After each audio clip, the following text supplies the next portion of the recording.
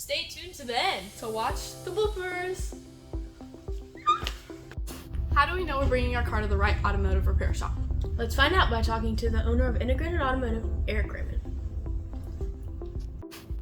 Determining what automotive repair shop really comes down to what is most important to you. To me, the most important thing when bringing my car to an automotive shop would be quality.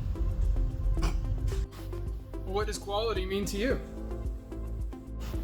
That means to me when I leave, I won't have to come back for the same problem.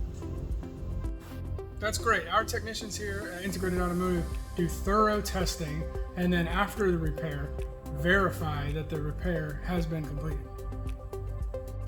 My concern is cost, so how would I know I'm not getting ripped off?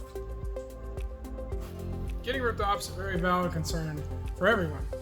And you can call 3 to 5 different shops in the area, and for the exact same repair, you're going to get 3 to 5 different prices. So I understand how that can be challenging.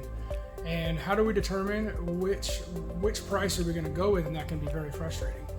And just, all we can say here is that we use high quality parts. We know we are not the least expensive shop in Sanford.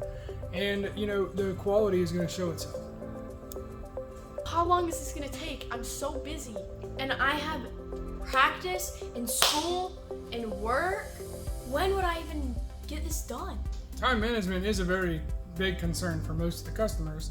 So what we do is we make sure that we have the parts for your repair here before we actually have it scheduled. And then in some cases, if you're local, we can actually pick the vehicle up and drop it back off from work or from your house. Now I know what to expect when going to an automotive repair shop.